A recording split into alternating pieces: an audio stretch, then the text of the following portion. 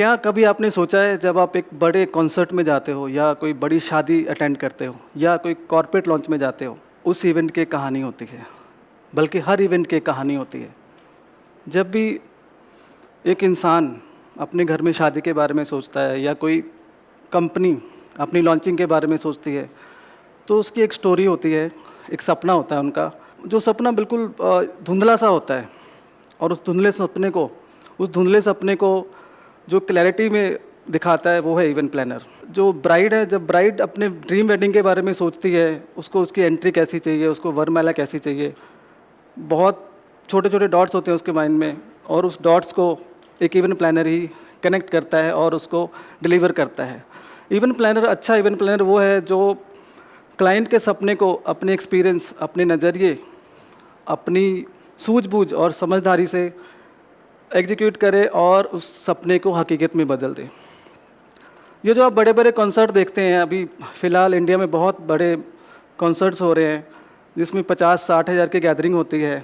कभी आपने सोचा है उस कहानी के बारे में? जितनी मेहनत उस आर्टिस्ट की होती है, उतनी ही मेहनत इवेंट प्लानर की भी होती है, जो उसके पीछे प्लान कर रहा होता है।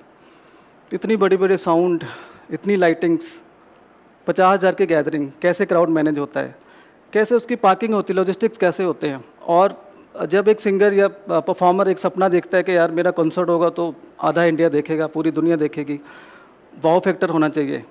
उस वाव फैक्टर को लाने में भी एक इवेंट प्लानर का हाथ होता है। मैं आपको बताना चाहूँगा, आज से 15-20 साल पहले, थोड़ा पीछे और चले जाएँ, 25 साल पहले भी ये इंडस्ट्री बिल्कुल छोटी मानी जाती थी।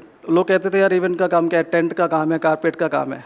लेकिन आज सिनेरियो बहुत बदल गया है। 25 साल पहले जब मल्टीनेशनल कंपनियाँ इंडिया में आई, तो वो लोग अपने प्लानर साथ में लेकर आते थे। यहाँ से सिर्फ टेबल टोबल ले लेते थे, प्लानिंग, डिज़ाइनिंग सारी वहाँ से होती थी। लेकिन आज के टाइम पे 99% इवेंट यहाँ पर हो रहे हैं, यहाँ के प्लानर्स कर रहे हैं, चाहे वो अंबानी वेडिंग्स हो, चाहे अडानी वेडिंग्स हो, या IPL हो। IPL कितना बड़ा इवेंट है आपको पता है, हर रोज़ कुछ ना कुछ हो रहा है। तो बहुत अपॉर्चुनिटीज़ हैं इस इंडस्ट्री में, लेकिन आज तक इसको जस्टिस नहीं मिला। बच्चे इसको जो आजकल के बच्चे हैं, इसको करियर बनाने में डरते हैं कि पता नहीं क्या होगा यार, स्ट्रेस बहुत है इस इंडस्ट्री में। मैं आपको बताना चाहता हूँ बच्चों, स्ट्रेस तो है लेकिन इसमें बहुत मज़े भी हैं। पहले मैं बता देता हूँ, ये बड़े इवेंट्स जो होते हैं, इसके पीछे बहुत सालों की मेहनत होती है, बहुत दिनों की मेहनत होती है। कई बार इवेंट प्लानर, इवेंट वाले 6-6 महीने प्लानिंग करने में लगा देते हैं, 6-6 दिन सोते नहीं हैं, क्योंकि सिर्फ एक इवेंट, एक वो 4 घंटे जो है वो परफेक्ट जाना चाहिए। क्यों करते हैं ये लोग ऐसा? कई बार अपनी घर की शादी छोड़ के लोगों की शादी को अच्छा बनाने में लगे होते हैं, अपने घर का बर्थडे छोड़ के लोगों के, क्लाइंट के बर्थडेज को अच्छा बनाने में, मेमोरेबल बनाने में लगे रहते हैं। कोई फेस्टिवल हो, Diwali, Dussehra, Christmas, new year, event वाला घर पे नहीं होता, वो किसी ना किसी के इवेंट पे होता है, इवेंट को अच्छा बनाने में लगा होता है। क्यों करते हैं ये लोग ऐसा?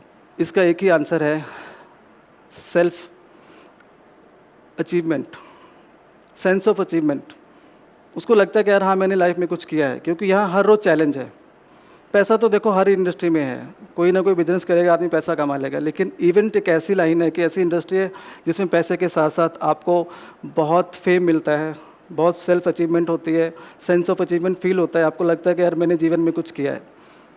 जब ब्राइड की एंट्री होती है और उसकी मदर की आंख में आंसू होते हैं खुशी वाले, और वो इवेंट वाले को बुलाकर बोलते हैं कि आपने मेरी बेटी का ड्रीम वेडिंग, उसका सपना पूरा कर दिया, कंप्लीट कर दिया, तो उससे इवेंट वाले के जान में जान आती है, हिम्मत आती है। जब इवेंट में अननोन पर्सन ही कोई बोल देता है कि यार बहुत अच्छा इवेंट हो गया, अमेजिंग, क्या बात है, तो इवेंट वाले उसको उसके खून बढ़ जाता है उसका। यही कारण है, रोज़ नए चैलेंज लेने की जिसमें आदत है, अगर आपको भी चैलेंज नहीं लेने की आदत है, या आपको लगता है कि मैं कुछ क्रिएटिव कर सकता हूँ, कुछ अलग कर सकता हूँ, तो इवेंट इंडस्ट्री आपके लिए है। क्योंकि इसमें जब आप जाते हो इवेंट बुक करने, तो आपको कोई नहीं पूछता कि आपने क्या किया, मतलब आपकी क्वालिफ़िकेशन क्या है, आपने पढ़ाई क्या की है, या आपने कोई डिग्री करी है। इसकी डिग्रियाँ होती हैं लेकिन उसका कोई वैल्यू नहीं है। आपको क्लाइंट सिर्फ आपकी विज़न, आपके पिछले काम को देखता है। मैं कई ऐसे लोगों को जानता हूँ जिनका बाय प्रोफेशन कुछ और थे अर्लियर, बाद में वो इवेंट इंडस्ट्री उन्होंने ज्वाइन की और बहुत सक्सेसफुल हैं। 6 महीने पहले ही मेरा एक दोस्त था जिसकी एक बहुत बड़ी फार्मा कंपनी थी और फैमिली बिजनेस था। उसने सडनली शिफ्ट कर लिया, इवेंट ज्वाइन कर लिया इवेंट इंडस्ट्री को। क्यों? मैंने पूछा भाई क्यों, क्या हुआ, इतने पैसे हैं आपके इंडस्ट्री में तो आप इधर क्यों ज्वाइन कर रहे हो? कहता है यार बोरिंग लगता था मुझे, मतलब काम तो चल ही रहा है, आप सुबह जाते हो ऑफिस, शाम को वापस आ जाते हो, कुछ चैलेंज नहीं है वहाँ पर, स्टाफ लगा हुआ है, काम चल रहा है।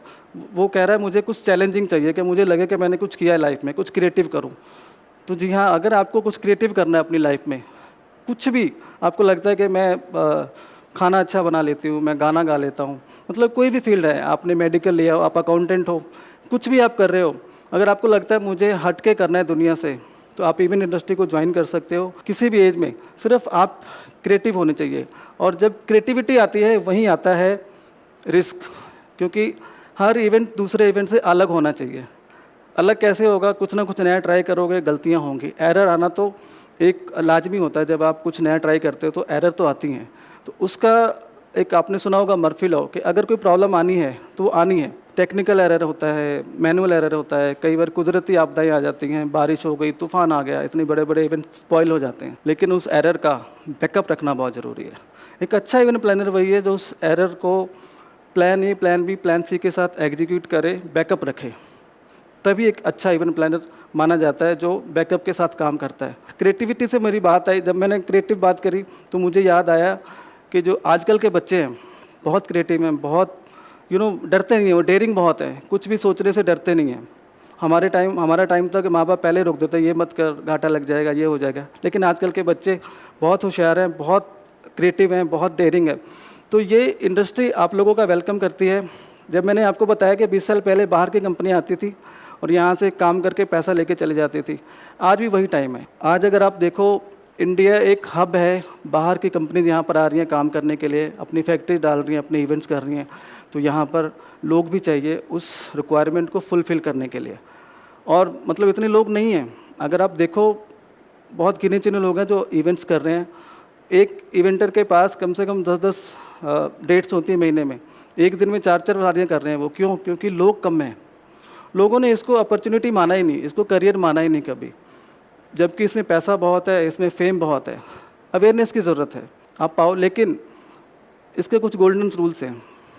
एक तो जुनून बहुत होना चाहिए, और 4 गोल्डन रूल्स हैं, आप उसको फॉलो करिए तो आप बहुत अच्छा कर पाओगे इवेंट इंडस्ट्री में। सबसे पहले होता है मेंटरशिप, आपको मेंटरशिप लेनी पड़ेगी।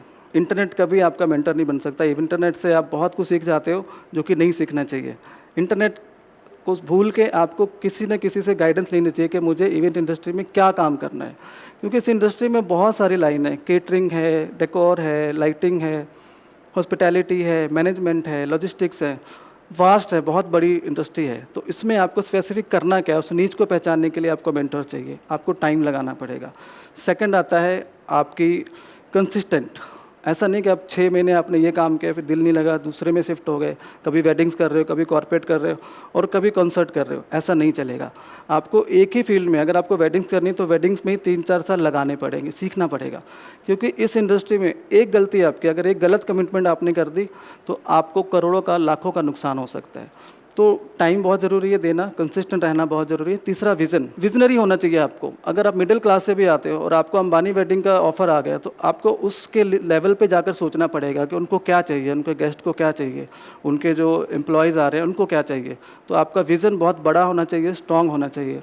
चौथा और सबसे इम्पॉर्टेंट, पेशेंस। आपको धैर्य रखना पड़ेगा, मतलब कूल रहना पड़ेगा। अगर आप बहुत शॉर्ट टेम्पर्ड हो, बहुत जल्दी गुस्सा आ जाता है, तो ये इंडस्ट्री आपके लिए नहीं है। जब भी पैनिक मोमेंट आता है, क्लाइंट तो घबरा जाते हैं, लेकिन इवेंट प्लानर को अपने बैकअप के साथ उसको हमेशा के लिए प्लान बी यूज़ करके उसको सेटल करना होता है। तो आपको कूल रहना पड़ेगा।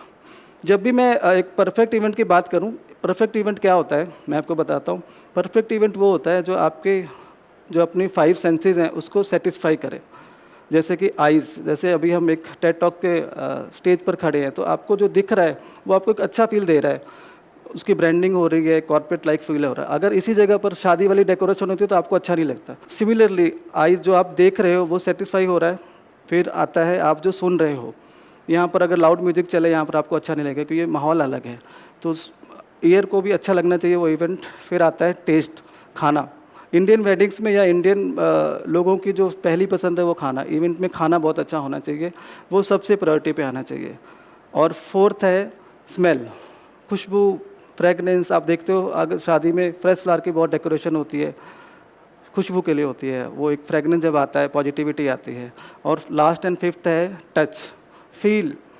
एक फील एम्बियंस क्रिएट ऐसा होना चाहिए, टच और फील ऐसा होना चाहिए कि आपको लगे कि यार इवेंट बहुत अच्छा है, वही परफेक्ट इवेंट कहलाता है। आगे से जब भी आप किसी इवेंट में जाओ, मेरी एक रिक्वेस्ट है, आप उसके पीछे जो कहानी है, उसके पीछे जिसने उसको क्रिएट किया है, उसके बारे में ज़रूर सोचें कि कैसे उसने प्लान किया होगा। और जैसे कि ये टेडटेक्स प्लेटफॉर्म है, तो जो टेडटेक्स कैसे बनाया होगा, आज से कितने साल पहले न्यूयॉर्क से शुरू हुआ और प्लान करके आज पूरी दुनिया में घूम रहा है, तो उसके पीछे की बड़ी लंबी स्टोरी होती है, उसके बारे में ज़रूर सोचें।